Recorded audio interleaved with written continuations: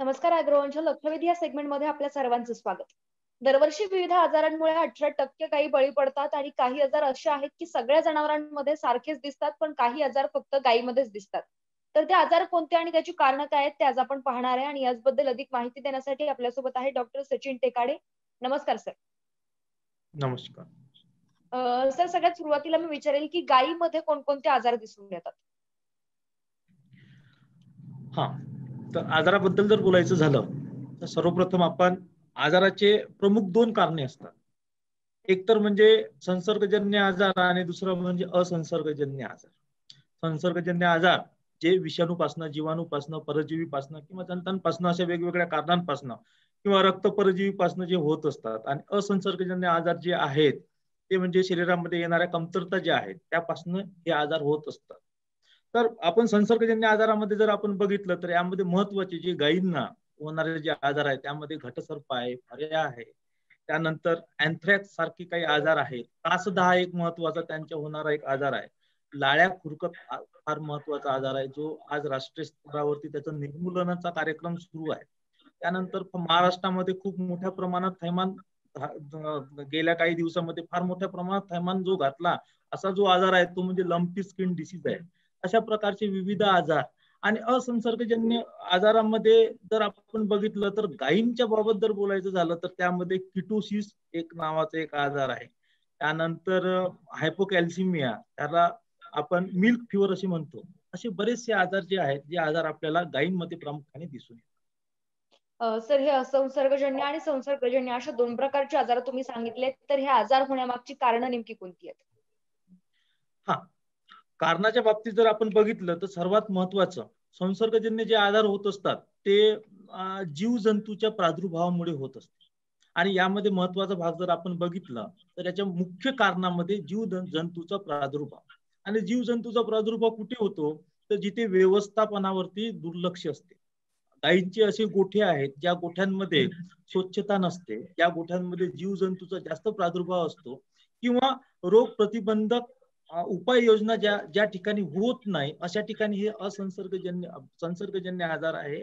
आणि असंसर्गजन्य सुद्धा आजार जे आहेत जे कमतरतेमुळे जर आपण जनावरांना पोषक आहार दिला नाही, दुभत्या जनावरांना त्यांच्या खाद्यावरती किंवा त्यांच्या सकस आहारावरती आपण लक्ष दिलं नाही किंवा गोठ्यामध्ये कीटकांचा, बाह्य परजीवींचा जर मोठ्या प्रमाणात प्रादुर्भाव झाला तर थायलेरिओसिस सारखे काही आजार आपल्याला उद्भवतात. कासदा सारखा आजार जो आहे तर कासेचा संपर्क हा जमिनीशी येत असतो आणि जमिनीवरती जो जीवजंतू आहे ते आतमध्ये जातात.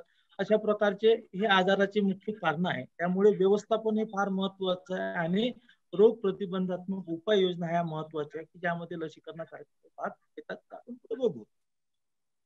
सर आताच आपण गायींमधील कासदह हा जो आजार आहे त्याचा उल्लेख केला आणि आजाराचं प्रमाण गायींमध्ये फार जास्त आहे, तर याची कारणं नेमकी कोणती आहेत?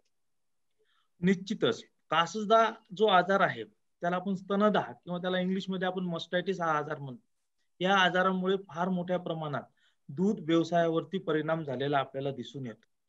या आजाराची मुख्य कारणे वेगवेगळे कारणे, याला मल्टी इटिओलॉजिकल डिसीज असं सुद्धा आपण म्हणतो. म्हणजे हा आजार जीवाणूपासून सुद्धा होतो, हा आजार विषाणूपासून सुद्धा होतो, हा आजार बुरशीपासून सुद्धा होतो, हा आजार आणखी कीटकांपासून सुद्धा होतो. म्हणजे वेगवेगळे याला इटिओलॉजी आहे ज्यापासून हा आजार होतो. परंतु हा का होतो, कसा होतो, तर हा म्हणजे आपल्या गोठ्यामध्ये असणार जीवजंतूचा प्रादुर्भाव. जेव्हा गायीच्या कासेचा जेव्हा संपर्क हा जमिनीशी येत असतो आणि त्या जमिनीमध्ये असणारे जे जीवजंतू आहे, जे रोग निर्माण करणारे जीवजंतू आहे ते सडावाटे काशीमध्ये प्रवेश करतात आणि तिथे रोग निर्माण करतात. आणि अशा ठिकाणी मग ते कासेवरती सूज येणे अशा प्रकारचे किंवा दूध खराब होणे अशी आपल्याला लक्षणं त्या भागामध्ये अशा वेळेस आपल्याला दिसून येतात. आणि याचा फार मोठा जो परिणाम आहे हा दूध उत्पादनावरती होत असतो आणि नाहक शेतकऱ्यांना सुद्धा त्याचं नुकसानीला समोर जावं लागतं. सर आपण जर पाहिलं तर अतिउष्णता किंवा अतिथंडी असेल तर या गोष्टींचा देखील जनावरांच्या आरोग्यावर परिणाम होत असतो. तर अशाच वातावरणातील बदलांचा गायीच्या आरोग्यावर कसा परिणाम होतो?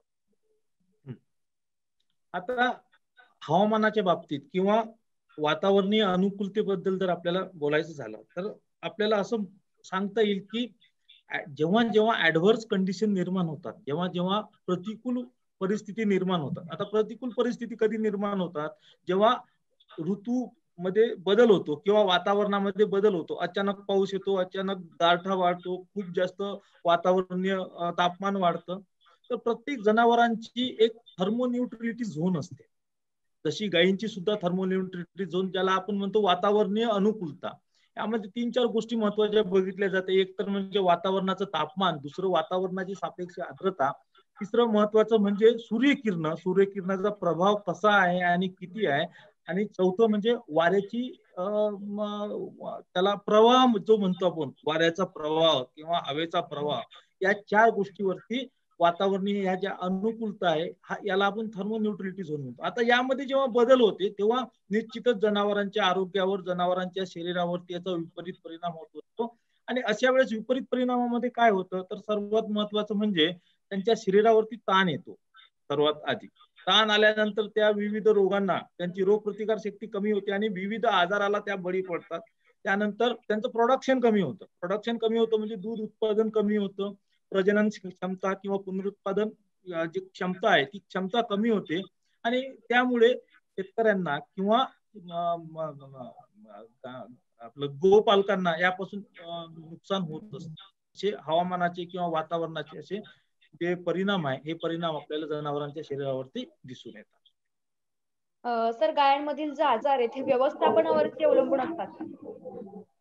हा, निश्चितच गायींमधील जे आजार आहे व्यवस्थापनावरती 100% अवलंबून असतात. कारण व्यवस्थापन जर आपलं व्यवस्थित नसेल तर निश्चितच जनावर जे आहेत त्यांची उत्पादकता कमी होते, त्यानंतर त्या आजाराला बळी पडतात.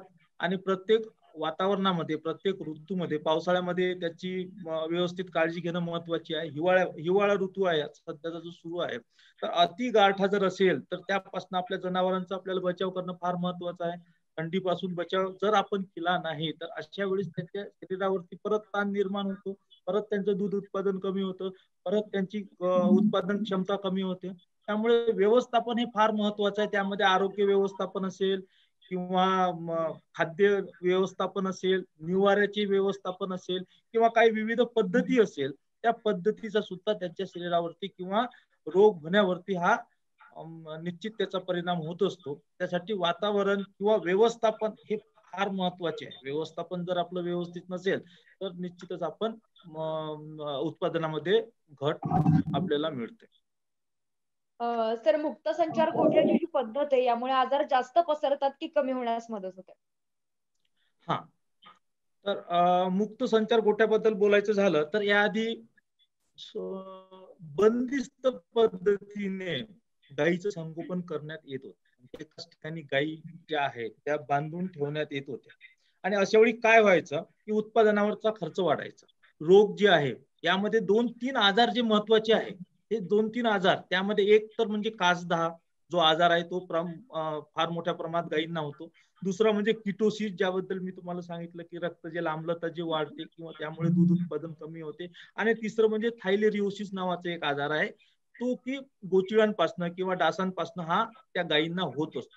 आणि हे तिन्ही जे आजार आहे, हे 3 आजार जास्त प्रमाणात गायीं म्हशींमध्ये आपल्याला किंवा गायींमध्ये आपल्याला दुभत्या जनावरांमध्ये दिसून येत होते. मग याला मुख्य कारण काय, तर व्यवस्थापन महत्वाचं होतं की आपल्याला गोठ्याची स्वच्छता ठेवायची जर असेल तर बंदिस्त पद्धतीने ज्या गायी आपण करत होतो, बंदिस्त व्यवस्थापन, गोठ्याचं व्यवस्थापन, अशा वेळेस याचे परिणाम जास्त प्रमाणात आपल्याला दिसून येत होते. स्वच्छता ठेवण्यास आपल्याला अडचण येत होती. त्यानंतर आपल्याला हे जे गोचीड आहेत किंवा कीटक जे आहे, बाह्य परजीवी ज्याला म्हणतो आपण, ते त्यांना लपून बसण्यासाठी भरपूरशी जागा आपल्याला त्या बंदिस्त गोठ्यामध्ये त्यांना मिळत होती. त्यामुळे त्याचं निर्मूलन करण्यास आपल्याला मदत मिळत नव्हती.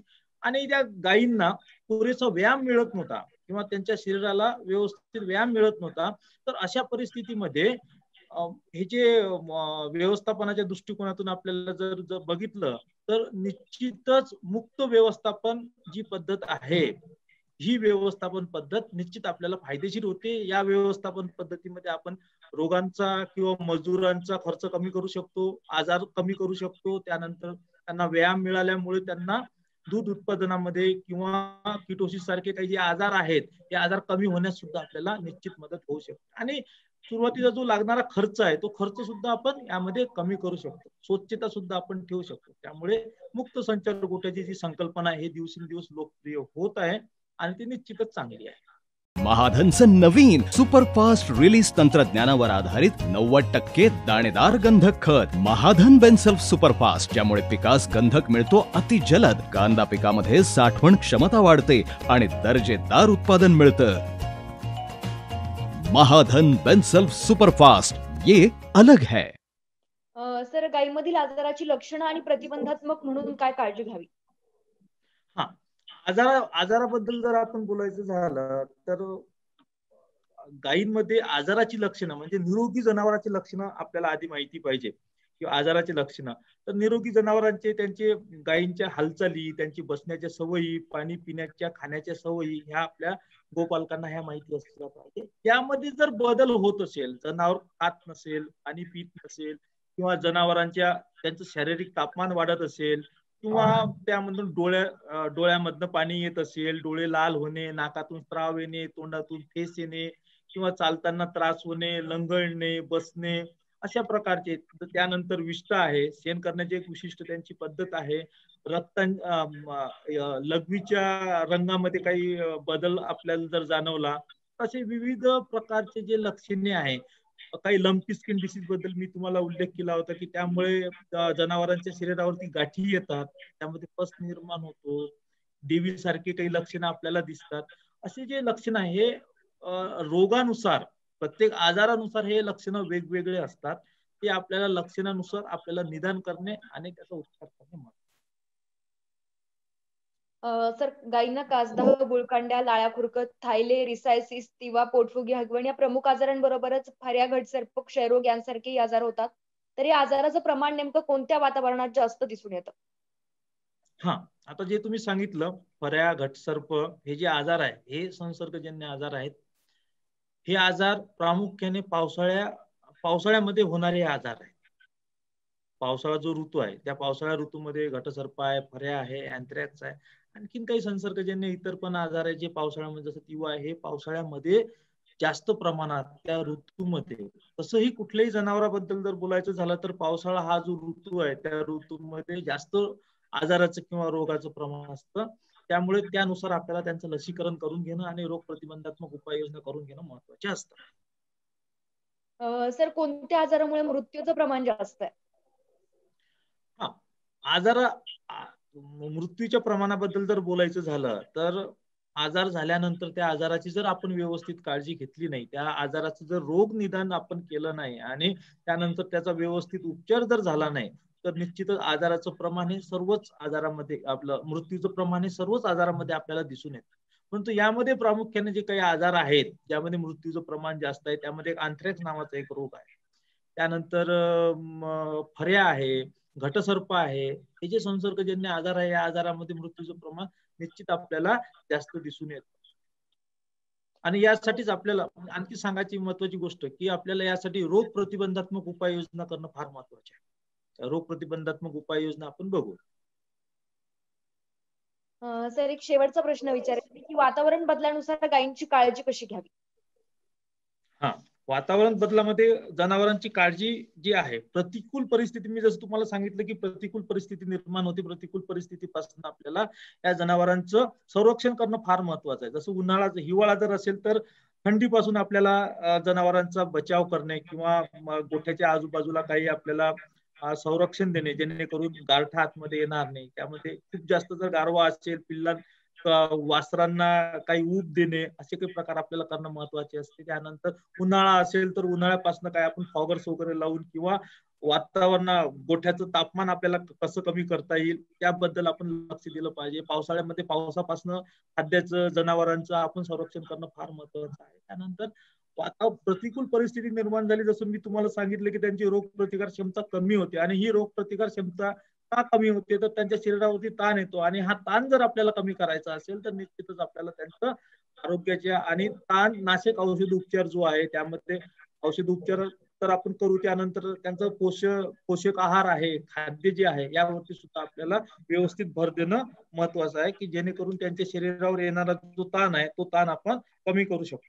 त्यानंतर त्यांना योग्य प्रमाणात खनिजे आहे, जीवनसत्वे आहे, हे जर आपण व्यवस्थित दिले तर निश्चितच त्यांच्या शरीरावर येणारा ताण, हवामान बदलाचा जो ताण आहे हा ताण आपण कमी करू शकतो.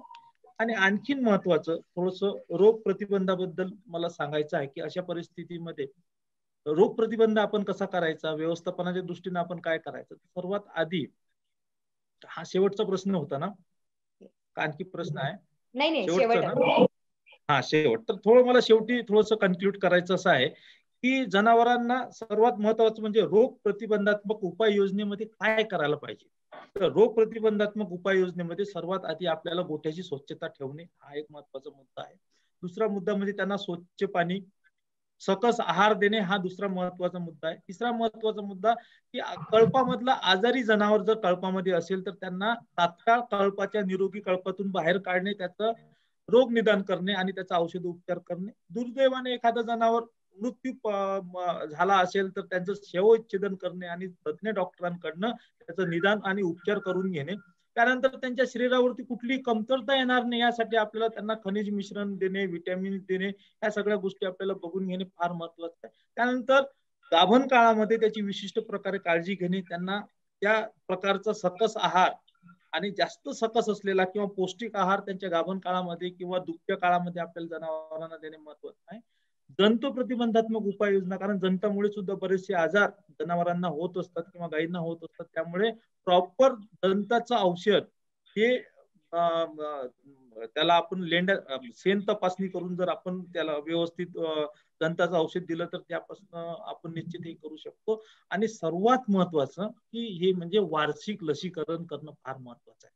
तर वार्षिक लसीकरणामध्ये आपण कुठलं लसीकरण करतो तर ते म्हणजे पहिलं लाळ्या खुरकत, जो राष्ट्रीय स्तरावरती आज कार्यक्रम सुरू आहे, लाळ्या खुरकत निर्मूलन, ज्याला आपण FMD, foot and mouth disease असं म्हणतो.